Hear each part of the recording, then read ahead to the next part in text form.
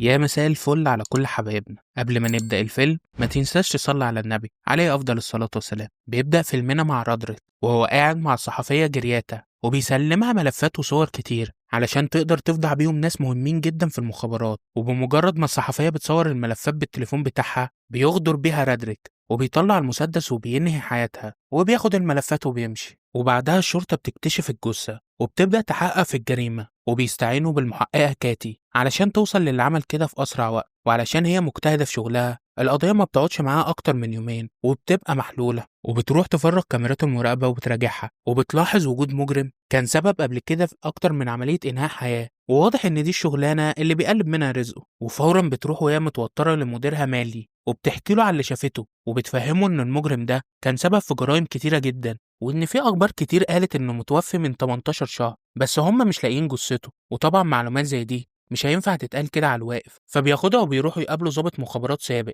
اسمه فيل علشان يعرفوا منه معلومات يقدروا يوصلوا بيها لرادريك. فبتفهموا كايت إن في حد بيبتز وكالة المخابرات وبيبعت لهم صور لجثث الصحفيين اللي بيخلص عليهم. ده كمان بيحاول يحمل المخابرات مسؤولية كل الجرائم دي. هم لغاية دلوقتي مش عارفين مين الشخص ده، وبتفهموا إنهم شاكين في مجرم سابق اسمه رادريك. فبيأكد لهم فيل إن رادريك فعلا من أكبر المجرمين بس ده مستحيل ينهي حياة شخص بريء. فبيوري له مالي صور للناس رادريك أنهى حياتهم بالفعل، ومن ضمنهم صورة الضابط بوب ده حتى هو خلص عليه في نفس المكان اللي خلص فيه على الصحفية. وبيفهموا إنهم عايزين يوصلوا له علشان يقبضوا عليه، فبيرفض فيل إنه يساعدهم وبيسيبهم وبيمشي. وبيقعد فيل وهو حزين علشان بيفتكر ذكرياته مع رادريك، وبنفهم إنهم كانوا قريبين من بعض جدا. وفجأة بتهجم عليه عصابة وبيصوبوا المسدسات عليه عشان عرفوا إن فيل ممكن يرجع يشتغل مع الشرطة تاني، فقرروا يتخلصوا منه قبل ما يرجع. وبيبدأوا يضربوا عليه نار من كل مكان وبتدور بينهم معركة قوية جدا، وبيقدر فيل في النهاية إنه يقضي عليهم كلهم. ومع الوقت بيوافق فيل على مهمة المخابرات الأمريكية، وبنشوفه وهو راكب الطيارة مع كيتي وفي طريقهم لليونان علشان يقدروا يدوروا على رادريك هناك. وبينزلوا من الطيارة وبياخدهم فيل عند راجل عصابات اسمه باتريسيو علشان يساعدهم في المهمة اللي هم فيها. وبتفهموا كيتي وهي متعصبة إن اللي بيعملوا ده غير قانوني، وإن المخابرات لو شمت خبر باللي بيعملوه ده أقل حاجة هيوديهم ورا الشمس. فبيوضح لها فيل إن دي أحسن طريقة علشان يضمنوا سلامتهم طول المهمة، لأنهم مش هيقدروا ينفذوا المهمة لوحدهم ولازم حد يساعدهم. وبيقول لها إنهم لازم يظهروا بشخصيات وأسامي جديدة علشان يقدروا يتحركوا في البلد براحتهم، وكمان عشان المافيا ما تقدرش تتعرف عليهم بسهولة. وبعدها بيروحوا لمنطقة سونيك بشخصياتهم الجديدة، وده لأنهم شاكين إن رادريك موجود هناك. وبيحضر في حفلة كبيرة مع مجموعة من الناس المهمين في اليونان، وهناك بيدور على صديقة ليه اسمها تاي شغالة عميلة في المخابرات، وبيسألها على رادريك. هي بتستغرب من سؤاله جدا وبتفتكره إنه اتجنن خلاص، لأن حسب معلوماتها إن الراجل ده توفى من زمان قوي. فبيصدمها فيل إن رادريك لسه عايش وبيطلب منها تساعده في القبض عليه. وفي نفس اليوم بالليل فيل بيروح لزعيم عصابة اسمه ليستن علشان يسأله عن رادريك، لكن ليستن بيفضل يتهرب من السؤال وبيقول له إن رادريك اتوفى من زمان وإنه ما يعرفش أي حاجة عن الكلام اللي هو بيقوله ده. ولما فيل بيواجهه بالحقيقة وبيتهمه إنه ساعد رادريك بيتعصب ليستن جدا وبتقوم بينهم معركة قوية. وفي اللحظة دي بتوصل كيتي بالعربية بتاعتها بسرعة رهيبة وبتنقذ فيل، وبتقول له وهي متضايقة إن اللي بيعمله ده غير قانوني، وبتقول له إحنا شركاء فياريت تكون صريح معايا وتحكي لي قصة رادريك دي من الأول وإيه السبب اللي خلاه يرتكب كل الجرائم دي. فبيحكي لها فيل إن رادريك ده كان ضابط مخابرات وكان جزء من مهامه شغله مع جهاز المخابرات، وإنه يكون وسيط بينهم وبين المافيا الروسية واليونانية علشان يقدر يجيب لهم معلومات عن الأشخاص اللي هيتم إنهاء حياتهم. والمافيا الروسية عرفت إنه كان بيلعب بديله من وراهم، وبسبب ده خلصوا على كل عيلته. ومن ساعتها رادريك قرر ياخد حقه من الروسيين علشان اللي حصل لعيلته. والمخابرات ساعتها طلبت من فيل إنه ينهي حياة رادريك بأي طريقة، لكن هو ما نجحش في المهمة بتاعته، واتفق مع رادريك إنه يوقف الجرائم اللي بيعملها وهو هيسيبه يهرب. وفعلا رادريك وافق على الاتفاق، وده معناه إن هو لسه حي إنه يرزق. وبعدها كيت وفيل بيروحوا يفتشوا بيت ليستن وبيلاقوا موبايل الصحفية هناك. فجأة بيدخل ليستن عليهم وبتقوم بينهم معركة شرسة جدا، وبيقدر فيل وكيتي إنهم يتغلبوا عليه ويهربوا فورا. وتاني يوم بينزلوا للشارع وبيتصل رادريك بفيل وبيعرفوا إنه هيبقى موجود في السوق وإنه هينفذ عملية جديدة النهاردة. فبيفهموا فيل إن كان في بينهم اتفاق قديم علشان يبطل الجرائم اللي هو بيعملها، ومقابل ده إنه يسيبه يهرب ويختفي. رادريك بيقول له يا عم أنا عيل صغير وبرجع في كلامي. وفجأة بتقوم معركة كبيرة بين مجموعة من الناس في الشارع، وفي وسط الزحمة دي بينهي رادريك حياة مدني ملوش أي ذنب وبيهرب فورا من المكان. وقتها كيتي بتتخانق مع فيل بسبب العك اللي هو بيعمله، وبتفهمه إن اللي حصل ده هيخلي المخابرات تعاقبهم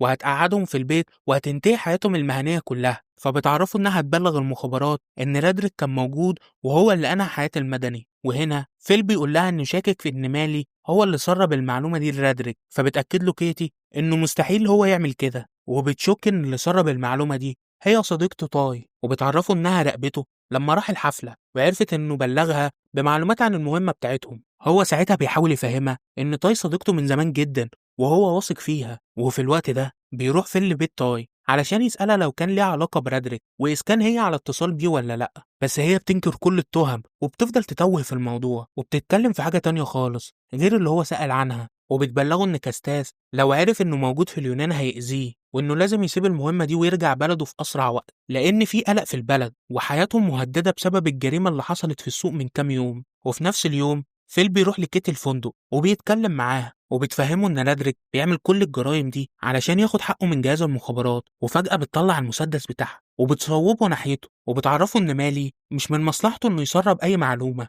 لأن ده هيأثر على سلطته في المخابرات، وإنها شاكة فيه هو شخصيا لأنه استقال من فترة طويلة وما عندوش أي ولاء ليهم. ده غير إن هو كان بينتقد أفعال المخابرات وده دليل كافي على اللي هو اللي بيسرب المعلومات. ده غير إنها شافت صور لأشخاص في شنطته وأكيد دول اللي هينهي حياتهم. لكن فيل بيقدر يقنعها إن شكها ده كله غلط، وبيفضلوا يتصلوا على باتريسيو أكتر من مرة وهو مش بيعبرهم. فبيقلقوا جدا وبيحسوا إن رادريك ممكن وصل له وأنهى حياته، فبيضطروا إنهم ينزلوا يروحوا له. وفعلا شكهم بيطلع في محله وبيروحوا يلاقوه حياته انتهت. وبعدها العصابة كلها بتدخل عليهم بالمسدسات وبيضربوا عليهم نار في كل مكان. وبيدخل فيل وكيتي في معركة قوية جدا، وساعتها المافيا بتخير فيل بين انه يرمي المسدس ويتكلم معاهم او انهم ينهوا حياته وحياة كيتي. وبياخدوا كيتي رهينة معاهم وبيساوموه بيها علشان يضغطوا عليه ويخلوه يستسلم. وقتها فيل بيضطر ينفذ أوامرهم علشان يسيبوها تهرب. وبتتكلم كيتي معاه وهي بتعيط وخايفة وبتقوله إنها مش هينفع تسيبه لوحده معاهم، لكن فيل بيفهمها إن مفيش وقت وإلا هيخلصوا عليها. وفعلا بتسمع كلامه وبتهرب، وبتقوم حرب شرسة بين فيل وبين العصابة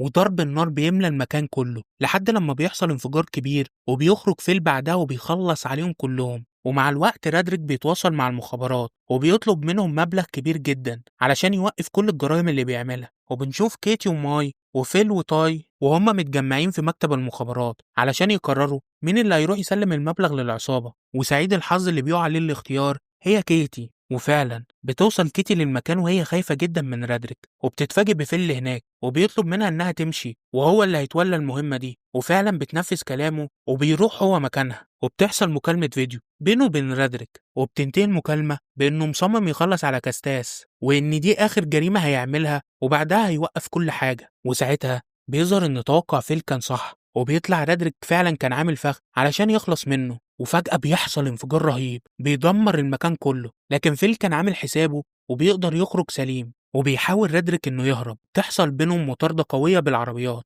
لكن بيقدر انه يهرب وبيطلع على المؤتمر اللي كاستاس عامله وبيقعد بالقناصة يستعد علشان يقدر ينهي حياته. وبيتخفى وسط المصورين اللي بيصوروا المؤتمر، وقبل ما يضرب نار عليه بيضرب فيل السقالة اللي عليها المصورين بالشاكوش وبيوقعها. وبيهرب كاستاس فورا من المكان وبيقع رادريك على الأرض وبيحاول يضرب فيل، وبيدور بينهم قتال حاد جدا لحد لما فيل بيقدر يتغلب عليه وبينهي حياته. هنا بتهجم الشرطة اليونانية على المكان وبيضربوا فيل بالنار وبيفقد الوعي. بعدها بيتم نقله للمستشفى علشان يتعالج من الإصابة اللي هو فيها. ولما بيخرج بيروح لطي البيت وبيدور بينهم نقاش عن علاقتهم ببعض زمان، وأثناء ما كان فيل بيتكلم معاها وبيقلب في اسطوانات الأغاني زي ما هو كان متعود كل مرة بيلاقي عندها اسطوانة من اللي رادريك كان محتفظ بيهم، فبيتصدم من اللي شافه. وقتها بيكتشف إن هي اللي كانت بتسرب المعلومات لرادريك، فبيتعامل إن الأمر عادي وبيديها الأمان علشان يعرف هي بتخطط لإيه. وفجأة بيلاقيها مصوبة المسدس عليه وبتكون متوترة وهي ماسكة المسدس، وبتعترف له إن فعلا هي اللي كانت بتبلغ رادريك بكل حاجة وبتقول له سامحني وبتسيبه وبتهرب. ساعتها بيدخل للمبنى أفراد عصابة ومعاهم رشاشات علشان ينهوا حياة فيل، لكن هو بيبقى أذكى منهم بمراحل وبيعمل لهم كمين وبيزرع قنابل في الشقة وبينط من الشباك، وأول لما الرجالة بيخشوا للشقة بتنفجر القنابل فيهم، فحياتهم كلهم بتنتهي. وبعدها طيب بتشوف فيل وهو واقع على الأرض قدام العربية وبتكون عاوزة تخبطه بالعربية. في اللحظة دي بتوصل كيتي وبتنقذه وبتصوب المسدس ناحيتها وبتضربها بالنار وبتنهي حياتها. تاني يوم كيتي بتقدم استقالتها للمدير وبتفهمه إنها عايزة تعيش بعيد عن الصراعات دي كلها، وهي نفسها تعيش زي أي بنت عادية في سنها. فبيوافق المدير على الاستقالة بتاعتها، وكان واضح إنه متأثر وهو بيعمل كده لأنه كان شايفها مشروع ضابط ناجح، بس هو مضطر يحترم رغبتها. وبكده انتهى فيلمنا، ويا رب يكون عجبك. ولو عجبك الفيلم سيب لنا رأيك في التعليقات، ولو حابب تشترك وتفعل الجرس. سلام.